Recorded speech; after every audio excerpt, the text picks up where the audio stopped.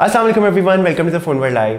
This is Saad Ahmed और इस video के अंदर मैं रिव्यू करूंगा Realme C15 का, जो कि एंट्री लेवल या मिड रेंज कैटेगरी के अंदर Realme का एक लेटेस्ट स्मार्टफोन है।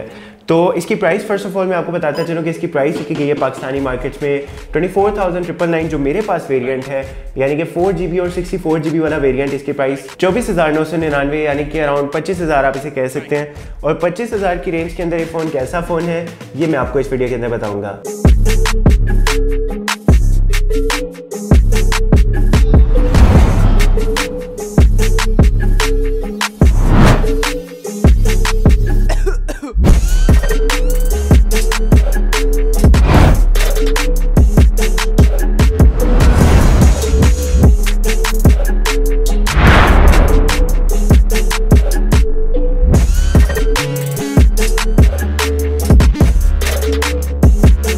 एंड आई होप कि इससे पहले आपने इस फोन की अनबॉक्सिंग वीडियो तो हमारे चैनल पर देख ही ली होगी। अगर नहीं देखी तो उसका भी मैं डिस्क्रिप्शन में लिंक डाल दूंगा, go check it out. So unboxing video के बाद बेसिकली हम करते हैं कि उस फोन के अंदर कुछ एप्लीकेशंस ट्राई करते हैं, स्पेसिफिकली कुछ गेमिंग एप्लीकेशंस जिनकी क्यूरियोसिटी होती है लोगों को कि यार ये गेम इस फोन के अंदर स्पेसिफिकली कैसे परफॉर्म करेगी, उस फोन का कैमरा कैसे वर्क करेगा under different lighting conditions, and specially इस फोन की बैटरी परफॉर्मेंस कैसी रहेगी। तो रिव्यू वीडियो के अंदर बेसिकली हम तीनों चीज़ों को अच्छी तरह टेस्ट आउट करके आप लोगों को बताते हैं कि whether you should go for this phone under these conditions और not. So guys, before talking about this phone मुझे याद पड़ता है कि इससे काफ़ी पहले एक Realme 5 के नाम से डिवाइस आई थी जिसकी तकरीबन 26,000 या 27,000 पे प्राइस रखी गई थी। वो फ़ोन मुझे पर्सनली काफ़ी ज़्यादा पसंद आया था और मैंने अपने काफ़ी दोस्तों को जो कि इतनी प्राइस रेंज के अंदर कोई फ़ोन ढूंढ रहे थे उनको रिकमेंड किया था।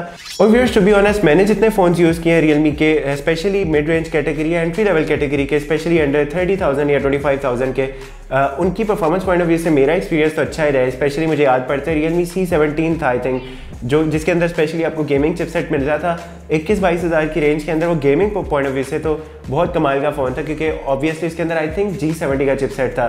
तो G70 का चिपसेट की वजह से उसके अंदर जो PUBG की परफॉर्मेंस थी वो ऑनेस्टली मैंने कोई 60-70,000 के फ़ोन के अंदर भी नहीं एक्सपीरियंस की थी।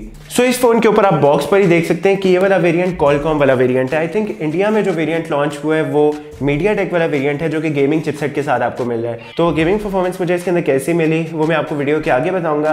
स्टार्ट करते हैं सबसे पहले इस फोन के डिजाइन से। सो गाइस, डिजाइन में आप देख सकते हैं बैक साइड पर इसके 4 कैमरास आपको मिल रहे हैं, जिनमें से मेन कैमरा 13 मेगापिक्सल, सेकंड पर अल्ट्रा वाइड 8 मेगापिक्सल का और साथ 22 मेगापिक्सल इसके 2 लेंसेज है जिनमें से मैक्रो सेंसर वाला कैमरा और डेप्थ सेंसिंग वाला कैमरा अवेलेबल है। उसके साथ इसकी फ्लैश लाइट और बैक साइड पर ही आपको इसका फिंगरप्रिंट का सेंसर मिल रहा है। वाइल ऑन द साइड आपको इसकी पावर कीज और वॉल्यूम कीज मिल जाती हैं। लेफ्ट साइड पर आपको इसकी सिम स्लॉट्स मिल जाती हैं। उसके साथ ही एक्सटर्नल SD कार्ड की एक डेडिकेटेड स्लॉट भी अवेलेबल है। इसका मतलब ये कि आप अगर 64GB से ज़्यादा की मेमोरी चाहते हैं तो आप उसको एक्सपेंड भी कर सकते हैं through micro SD card. While on the bottom आपको मिलती है इसकी 3.5mm की ऑडियो जैक, इसके प्राइमरी माइक, इसके स्पीकर्स और साथ इसके माइक्रो USB की स्लॉट जो कि फास्ट चार्जिंग सपोर्ट करती है अप टू 18 वॉट तक की। वाइल ऑन दी फ्रंट आपको मिलता है 6.5 इंचेस का HD रेजोल्यूशन के साथ इसका डिस्प्ले, जिसका रेजोल्यूशन है अराउंड 720x1600। और डिस्प्ले के ऊपर ही छोटा सा इसका फ्रंट कैमरा अवेलेबल है 8 मेगापिक्सल का और उसके साथ ही इसका ईयर पीस आपको मिल जाता है। लेकिन टू बी ऑनेस्ट, डिस्प्ले का एक्सपीरियंस उस तरह से कोई बहुत ज्यादा फुल स्क्रीन नहीं आपको फील होता क्योंकि बेजल साइज उस तरह से कोई बहुत ज्यादा थिन नहीं है, क्योंकि आप नीचे देख सकते हैं वह चिन साइज भी थोड़ा सा कंपैरेटिवली मोटा है, ऊपर से भी बेजल्स थोड़े ज्यादा हैं। सो यस, आपको फुल स्क्रीन तो ऑनेस्टली मिल जाती है, लेकिन गेमिंग के दौरान भी स्पेशली आपको उस तरह से कोई फुल स्क्रीन वाला गेमिंग एक्सपीरियंस उस तरह से कोई खास नहीं मिलता। फोन के अंदर आपको मिलता है चिपसेट Qualcomm Snapdragon 460 का अलॉन्ग विद Adreno 610 का GPU का चिपसेट। एंड्रॉइड वेरिएंट आपको मिलता है 10 अलॉन्ग विद Realme का यूजर इंटरफेस 1.1, जिसकी लुक जैसे कि मैं आपको पहले भी काफ़ी वीडियोस में बता चुका हूँ कि काफ़ी हद तक मिलती जुलती है स्टॉक एंड्रॉइड जैसी, जिसकी वजह से फ़ोन का जो ओवरऑल एक्सपीरियंस है यूज़ करने में वो काफ़ी हद तक स्मूथ रहता है। सो यस, फ़ोन का जो UI है, जो ओवरऑल एक्सपीरियंस है इसका यूज़ करने में मल्टीटास्किंग के लिए एप्लीकेशंस का काफ़ी ज़्यादा अच्छा रहा है। स्पेशली इसकी बैटरी काफ़ी ज़्यादा लॉन्ग लास्टिंग है, लेकिन specially when it comes to gaming तो टू बी ऑनेस्ट इसकी गेमिंग परफॉर्मेंस के बहुत ज़्यादा खास नहीं है। आप इसके अंदर नॉर्मल गेमिंग कर सकते हैं, लो ग्राफिक्स के साथ आप इसके अंदर स्मूथ गेमिंग कर सकते हैं, लेकिन इवन अगर आप इसके अंदर बैलेंस ग्राफिक्स पर भी PUBG खेलने की कोशिश करेंगे तब भी थोड़ा बहुत लैग करना शुरू हो जाएगा फ़ोन। तो I think gaming point of view से फ़ोन को इस तरह से चिपसेट बहुत ज़्यादा स्ट्रॉन्ग नहीं है। लेकिन यस, अगर आप कोई फ़ोन लेना चाहते हैं स्पेशली लॉन्ग आवर्स तक यूज़ करने के लिए, अगर आपको बड़ी बैटरी चाहिए specially, then I think this phone is for you. लेकिन अगर आपकी एक्सपेक्टेशन है कि आप इसके अंदर कोई हार्ड कोर गेमिंग करना चाहते हैं और ज़्यादा गेमिंग के साथ साथ आपको बहुत ज़्यादा परफॉर्मेंस को एंजॉय करना है, तो I don't think this phone is for you. So finally when it comes to battery, तो बैटरी मेरे पॉइंट ऑफ व्यू से इस फोन का बिगेस्ट सेलिंग पॉइंट है। आई डोंट थिंक कि इतनी प्राइस रेंज में आपको इतनी बड़ी मैसिव बैटरी कुछ ज़्यादा फोन्स में मिलती है, यानी कि 6000 mAh mAh की बैटरी, जिसके अंदर आप, मैं कॉन्फिडेंटली कह सकता हूँ कि आप इसके अंदर 2 दिन तक बहुत इजीली निकाल सकते हैं।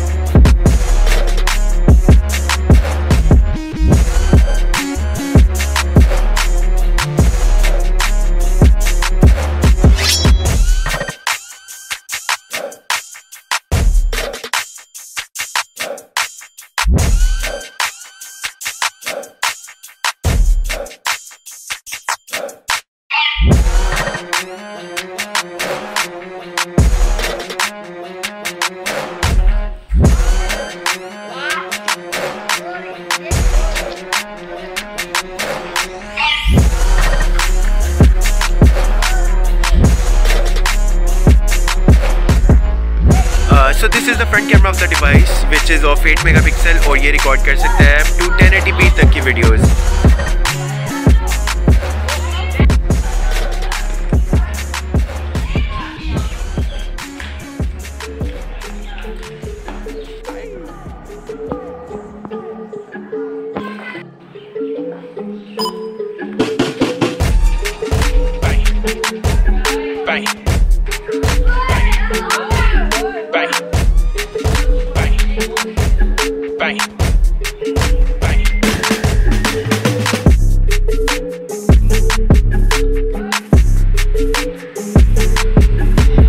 So guys, this was the complete review of Realme C15. I hope कि इसके बारे में आपको तकरीबन सभी कुछ समझ आ गया होगा। But if you have still any questions regarding the device, do let me know in the comments. मैं अपनी पूरी कोशिश करूंगा कि आपको सारी क्यूरीज के आंसर कर सकूं। और अगर मैं इस फ़ोन के बारे में अपना फाइनल वर्डिक्ट दूं तो मैं फिर से एक बार वही बात करूंगा कि ये फ़ोन उन लोगों के लिए आई थिंक बना है जो कि एक बार चार्ज के साथ चाहते हैं कि आप मैक्सिमम लॉन्ग आवर्स तक इसको यूज़ कर सके, सोशल मीडिया ऐप्स वगैरह यूज़ करते रहो और आपको चार्जिंग की बेसिकली टेंशन ना हो बार बार, और फ़ोन के अंदर मल्टीटास्किंग करते हुए या सोशल मीडिया ऐप्स वगैरह इजीली यूज़ कर सके, कोई लैग वैग ना है। तो I think this phone is for them. लेकिन yes, if you are going for a phone जिसके अंदर आप मैक्सिमम अच्छी कैमरा परफॉर्मेंस चाहते हैं, अच्छी गेमिंग परफॉर्मेंस चाहते हैं, तो I don't think this phone is suitable for you. So if you want me to compare this phone with any other phone of this price range, तो do let me know in the comments. मैं अपनी पूरी कोशिश करूंगा specially camera comparison बनाने की किसी और फोन के साथ। सो टिल नेक्स्ट टाइम अपना बहुत ज़्यादा ख्याल रखिएगा। Take care. अल्लाह हाफिज़।